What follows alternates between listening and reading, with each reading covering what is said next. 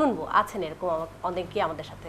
আমাদের হচ্ছে এমপি মন্ত্রীর অনেকের ছেলেরাই কিন্তু মাদকের ব্যবসার সাথে অনেকেই সরাসরিভাবে সম্পৃক্ত।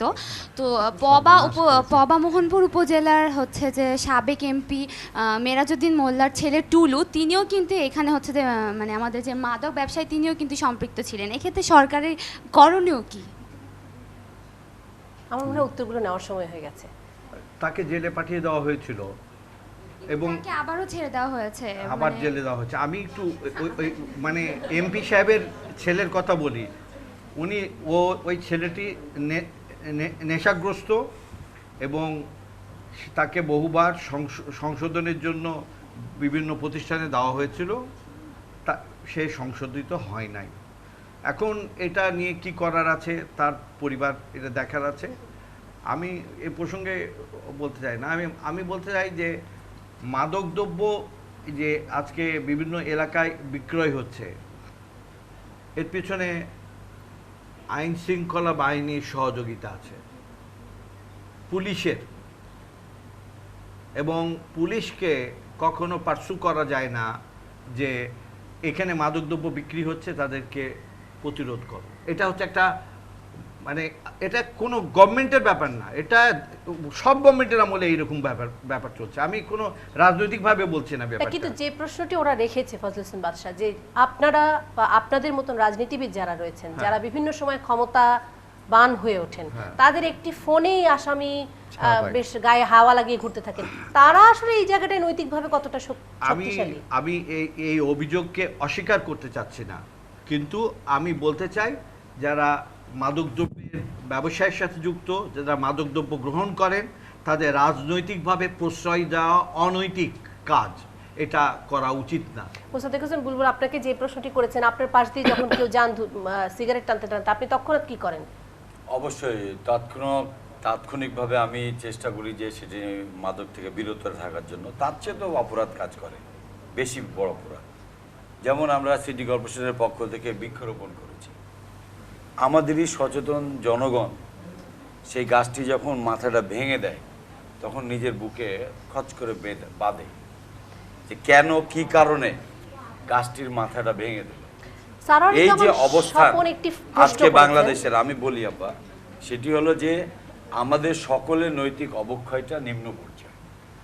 আমাদের রাষ্ট্রীয় যে আইন শৃঙ্খলা, বিচার বিভাগ, সামাজিক অবস্থান, আমরা সকলেই যেন সব জায়গা থেকে বিলীন হয়ে গেছি টাকার কাছে।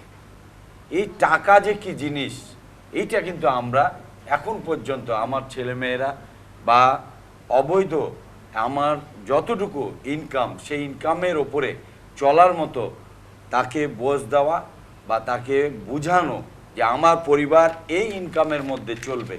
সেই ইনকামের বাইরে যখন আমার পরিবার রান করছে, তখন আমার ছেলেমেয়েরা আমাকে জিজ্ঞাসা না করে, এই দায় গোটা সমাজের, আমরা আপনারা সহ সকলে, একা নয়। এই সমাজের যে এককগুলো আছে, যেমন আমরা যদি বলি সিটি কর্পোরেশন, যেটি খান সরওয়ারি কামাল স্বপন বলছেন যে সিটি কর্পোরেশনের পক্ষ থেকে কি এরকম কোনো উদ্যোগ নেওয়া হয়েছে সেবামূলক প্রতিষ্ঠান, সচেতনামূলক? এটা আপনাকে বুঝতে হবে যে সিটি কর্পোরেশন আমাদের সেবার জায়গাটি উন্মুক্ত রাখার জন্য আমরা চেষ্টা করি। আমাদের হাতে আইন শৃঙ্খলা নাই, আমাদের হাতে ম্যাজিস্ট্রেসি পাওয়ার নাই, আমাদের হাতে কোনো দোকানকে সিজ করার ক্ষমতা নাই। আমরা কি করি? ড্রেন পরিষ্কার করি, সুইপারের কাজ করি। আমরা কি করি? আমাদের বাড়ির পাশে আমার ওই বাচ্চাদের বাড়ির সামনে লাইট আছে কিনা আমি সেই কাজ করি। বড়ই অসহায় অবস্থায় আছেন। আমি কাজ করি রাস্তা ঠিক করে রাস্তায় যাব কিনা। আমার একটা বোন যদি প্রেগন্যান্ট থাকে, সে তার নিরাপদে যেতে পারে কিনা। আমি একটু শুনি খান সরওয়ারি কামাল এরকম কাজ আমাদের সেই গভর্নমেন্ট যদি সিস্টেম আমাদের যদি থাকে, তাহলে অবশ্যই আমরা সিটি গভর্নমেন্ট সিস্টেম যদি থাকে, আমি নিশ্চয়তা দিতে পারি রাজশাহী সিটি কর্পোরেশন থেকে শান্তির নগরী, এখানে মাদক মুক্ত নগরী হবে। এবং আমরা এখানে ইভটিজিং থেকে সমস্ত ছেলে মেয়েদেরকে আমরা নিরাপদে জায়গায় দিতে। খুব কঠিন অবস্থার মধ্যে আছে মোসাদ্দেক হোসেন বুলবুল, কিছুই করার নেই। আচ্ছা, আমি একটু ব্যাখ্যা করি। জিনিসটা হচ্ছে যে এই আমাদের এখানে সব যারা আছে সব কিশোর বয়সের। এখন কিশোর বয়সের একটা অপরাধ থেকে আরেকটা অপরাধে কিভাবে ট্রান্সফার করে ব্যাপারটা, এটা কিন্তু সকলের জানার দরকার। প্রথমত হচ্ছে যদি কেউ ধূমপান করে, ধূমপানের পরেই কিন্তু তার কিছু অর্থের অভাব দেখা দিলে তখন কিন্তু সে অন্য দিকে যাবে। সে কি করবে? সে দেখা যাবে যে হয় একটু চুরি করতে চাইবে, বাড়ির একটা জিনিস চুরি করে বিক্রি করবে। সেটা অপ্রাপ্ত কোনো ছেলে যে মেয়ে, সেটাই কিশোরদেরই কথা বলছি আমি। এরপরে কি করবে? সেটাতে যখন পয়সার জোগান হবে না তখন সে কিন্তু চোরাচালানির সঙ্গে যুক্ত হয়ে পড়ে। এটি মাদকের ক্ষেত্রে আরো বড়, এবং মাদকের ক্ষেত্রে এই ব্যাপারটা আরো বেশিভাবে ঘটে। তাহলে সমস্যাটা এক জায়গাতে শুরু হচ্ছে, ধূমপান দিয়ে সাধারণ মাদক থেকে শুরু হচ্ছে, কিন্তু সেটা একটা জাতীয় পর্যায়ে ছেড়ে আন্তর্জাতিক অপরাধের সঙ্গে যুক্ত হয়ে পড়ছে কিশোর কিশোরীরা। এক্ষেত্রে যেটা সবচাইতে মানে বড় সমস্যা সেটা হচ্ছে যে এখানে যে ইকোনমিক যে ইমব্যালেন্স সিচুয়েশন সোসাইটিতে, অর্থনৈতিকভাবে যে বৈষম্য আছে সামাজিক স্তর বিন্যাসের কারণে, এই যে বৈষম্য এটা আমাদের কয়েক দশক ধরে সরকার চেষ্টা করছেন, রাষ্ট্র চেষ্টা করছেন দারিদ্র্য বিমোচন করার, কিন্তু দেখা যাচ্ছে সেটা হচ্ছে না। সেটা একটি বড় প্রসঙ্গ, সেটা একটা বড় প্রশ্ন। এখন প্রশ্ন হচ্ছে যে দারিদ্র্যের সঙ্গে এটা কিন্তু রিলেট হয়ে যাচ্ছে। কখন রিলেট হচ্ছে? যখন একটা ধনী পরিবারের ছেলে একটা ক্যারিয়ার হিসাবে দরিদ্র পরিবারের ছেলেকে ইউজ করছে, ব্যবহার করতে যাচ্ছে, এবং সেটা একটা কিশোর আর একটা কিশোরের সঙ্গে একটা স্বাভাবিক সামাজিক সম্পর্ক কিন্তু থাকতেই পারে। সেই সামাজিক সম্পর্কটাকে সে একটা অবৈধ কাজে কিন্তু ব্যবহার করে ফেলছে। ফলে এটা যদি প্রতিরোধ করতে হয়, এটা যদি দূর করতে হয়, তাহলে মানে সব আগেই যেটা দরকার সেটা হচ্ছে সামাজিক যে বৈষম্য যেটা আছে সেটা নিরসনের জন্য ম্যাসিভ কর্মসূচি। আমার মনে হয় এটি আরো অনেক বড় একটা অনেক দূর লক্ষ্য, অনেক দূরবর্তী একটি লক্ষ্য। ফজলুল হক, আপনি কিছু যোগ করতে চাইছেন? আমি মানে বলতে চাচ্ছিলাম যেটা মানে ফজলুল হোসেন বাদশা আর কি একটু মানে টাচ করেছেন আর কি। একদিন ওই তামাক বিরোধী একটা সেমিনারে একটা এনজিওর আমি এই প্রশ্নটাই করেছিলাম আর কি, যে তামাক আপনারা বলছেন আর কি যে মানে কর বসাতে বেশি করে, কিন্তু ওই চাষটা বন্ধ করতে বলছেন না কেন? বাংলাদেশে তামাকের চাষ হচ্ছে আর কি, তাহলে এটা খাবে না তো মানে এটা কি হবে? সেই প্রশ্নটি এটা আসলে গরু তো খায় না, ছাগলেও খায় না তামাক গাছ, এই যে মানুষই খায়, এটা মানুষই খায়। মানুষই খায়। অধ্যাপক নীলুফার সুলতানা, যে প্রসঙ্গটি আপনি বলেছেন বেশ কিছু, যে দুর্নীতির কথা বলেছেন, কিন্তু একটি প্রসঙ্গ বলেননি, এই যে সামাজিক নৈতিক অবক্ষয়, যে আমারই সমবয়সী একটি মেয়েকে আমি শুধুই বিনোদনের জন্য, মজার জন্য নিপীড়ন করছি, এবং যে মেয়েটি, সে মেয়েটিও আমরা এখানে, আমি নিশ্চিত যেখানে অনেকেই মুখ খুলছে না কারণ এই বিষয়টায় তারা লজ্জিত, এবং আমি আমার নিজের লজ্জায় সেটি নিয়ে কথা বলছি না, এটিকে কিভাবে ব্যাখ্যা করা যায়?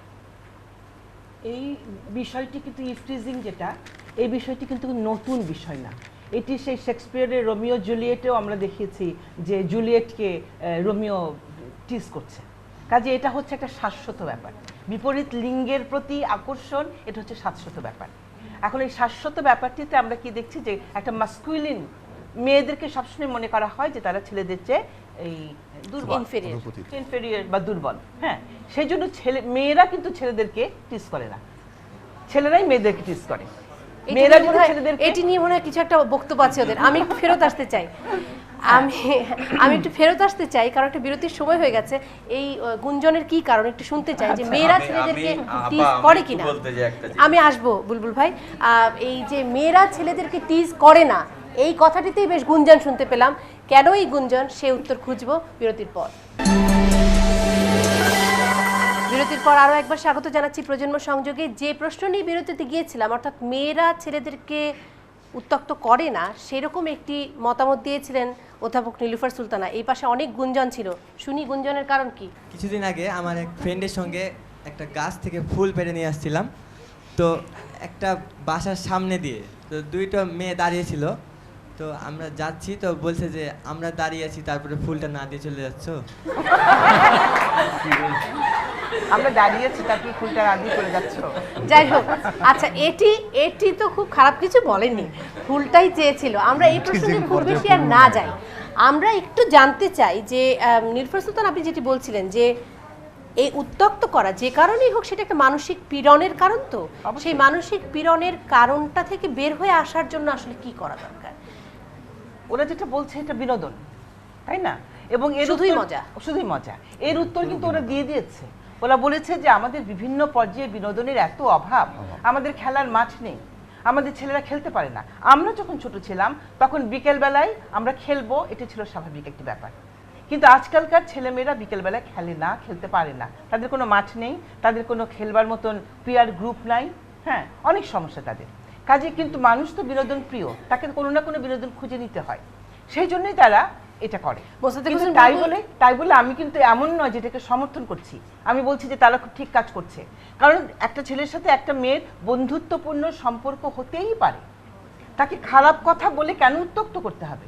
বঙ্কিমচন্দ্র চট্টোপাধ্যায় তিনি একটা প্রবন্ধ লিখেছেন আমার মন, ওনার মন আর কি হারিয়ে গেছে, খুঁজে পাচ্ছেন না আর কি, তো খুঁজতে বেরিয়েছে আর কি, যার সাথেই দেখা হয় তাকেই জিজ্ঞেস করে এই আমার মন তুমি চুরি করেছো, মানেতে সবাই না বলে দিচ্ছে। একজন মানে যৌবনবতী মানে নারী আর কি পথ দিয়ে যাচ্ছে, তখন বঙ্কিমচন্দ্রের মনে হয়েছে যে বোধহয় মনটা ওই চুরি করেছে আর কি। তখন বঙ্কিমচন্দ্র গিয়ে তাকে জিজ্ঞেস করছে তুমি আমার মন চুরি করেছো? তখন ও বলছে যে হ্যাঁ করেছিলাম, পরখ করে তোমার বোনকে ফেরত দিয়েছি। আর কাউকে সেই বঙ্কিমচন্দ্র জিজ্ঞেস করেনি। তো তোমাদেরকে এই সাহসী ভূমিকায় মানে অবতীর্ণ হতে হবে আর কি, হলেই দেখবে যেগুলো বন্ধ হবে। মিথিলা, আমি কিন্তু আর একটু কথা বলতে চাই। অবশ্যই। সেটা হলো যে আমাদের লেখাপড়ার ধরনটা এমন হয়ে গেছে, হ্যাঁ, যে আমরা মাঠ থাকলেও আমরা খেলতে পারি না। এই আপনার খেলার মাঠ নেই, এই প্রসঙ্গে মোস্তাফিজ হোসেন বুলবুল অনেক প্রবল বেগে হ্যাঁ সূচক মাথা নাড়ছেন, কিন্তু সেই মাঠটি অর্থাৎ সিটি কর্পোরেশনের যে মাঠগুলো, সেই মাঠগুলো কি সবার জন্য উন্মুক্ত আছে? অবশ্যই উন্মুক্ত আছে, সবগুলো সবগুলো। সারোয়ারি কামাল স্বপন, আমরা নিজেরাও কিছু মাঠ সংস্কার করার জন্য ছেলেদেরকে মাঠে আনার জন্য চেষ্টা করছি। আমি বোধহয় এ পর্যন্ত 1000 বলই দিয়েছি খেলার জন্য, যে তোমরা খেলো। কিন্তু এই ব্যাপারে একটু কথা বলা এখানে আমি বলি ভাই, এখানে ব্যাপার হচ্ছে কি যে ক্লাসের চাপ প্রতিনিয়তই, আপনি GSC, PSC, GSC, HSC, SSC, HSC, একটি বাচ্চাকে এই 16 বছরে 4টি পরীক্ষা দিতে হচ্ছে। এই 4টি পরীক্ষায় তারা কতটা প্রতিযোগিতার মধ্যে যাচ্ছে, তাদের শারীরিক মানসিক অবস্থানটা কোথায়, এটি কিন্তু রাষ্ট্রকে ভাবতে হবে। আসবো যে আপনি যদি কিছু যোগ করেন। আমি বলছিলাম যে সিটি কর্পোরেশনের এই যে খেলার মাঠ নেই, এটা যে খুব সাম্প্রতিককালে শুরু হয়েছে, মাঠের যে কমে যাচ্ছে ধীরে ধীরে, এটা ক্লোজ হয়ে যাচ্ছে, মাঠটা থাকছে না আর, এইটা কিন্তু হঠাৎ করে ঘটেনি। আমি দেখছি অনেক আগে আমার বাড়ি পশ্চিম অঞ্চলে, সেখানে পুলিশ লাইন করার জন্য আমাদের খেলার মাঠ প্রথমে নিয়ে নিল, পরবর্তীতে ধীরে ধীরে আমাদের ওখান থেকে মাঠটা বন্ধ হয়ে গেল। আমাদের পরবর্তীতে আরেকটু এগিয়ে এসে আমাদের জেলখানার মাঠে উন্মুক্ত ফিল্ড মাঠ ছিল, সেখানে একটা প্রতিষ্ঠান, সেটা বন্ধ করে দিল। এইভাবে প্রতিটি, এখন যদি আমরা মেয়রকে জিজ্ঞেস করি, মাননীয় মেয়রকে জিজ্ঞেস করি, উনি নিশ্চয়ই বলবেন 30টি ওয়ার্ড আছে কিন্তু 30টি খেলার মাঠ নেই। যাই হোক, এই প্রসঙ্গে আসতে চাই, তবে একটা ছোট বিষয় বাদ রয়ে গেল, সেটি অধ্যাপক নীলুফার সুলতানা তিনি বারবারই বলছিলেন যে, এবং সারোয়ারি কামাল স্বপন তিনিও বলছিলেন যে যখন কেউ মাদকে আসক্ত হয়ে পড়ে বা কোনো অপরাধে যুক্ত হয়ে পড়ে, তখন খুব স্বাভাবিকভাবে যেটি আসে যে তাকে চুরি করতে হয়, তাকে অবৈধভাবে টাকা জোগাড় করতে হয়, এবং সেটির সাথে সম্পর্কিত একটি অপরাধ রয়েছে, সেটার নাম জুয়া। তোমরা কি এর সম্পর্কে কিছু জানো কিনা আমি একটু চট করে শুনতে চাই, আর তার সাথে সাথে শুনতে চাই তোমরা যদি চাও যে এসব বন্ধে তোমাদের পরামর্শ কি। আমরা যেখানে প্রাইভেট পড়ি ওখানে কিছু ছেলে জুয়া খেলে, মানে খেলা নিয়ে বাজি ধরে। খেলা মানে কি খেলা নিয়ে? আমার মনে হয় এটা আপনারা যদি শুনেন। খেলা মানে ক্রিকেট, আইপিএল, মানে আইপিএল এর খেলা নিয়ে এরা এখানে বাজি ধরে, 2 দল হয় যে জিতবে হারবে, তো এটা নিয়ে হয়। হ্যাঁ, বেটিং হয় এবং টাকার অঙ্কটা অনেক বেশি থাকে, 5000, 4000, 3000 এরকম। এটা কি শিশু কিশোররা? হ্যাঁ, আমাদের সাথে পড়ে এরকম। এটা অনেকেই জানে। কতজন জানো এই বিষয়টা নিয়ে? আপনারাও জানেন?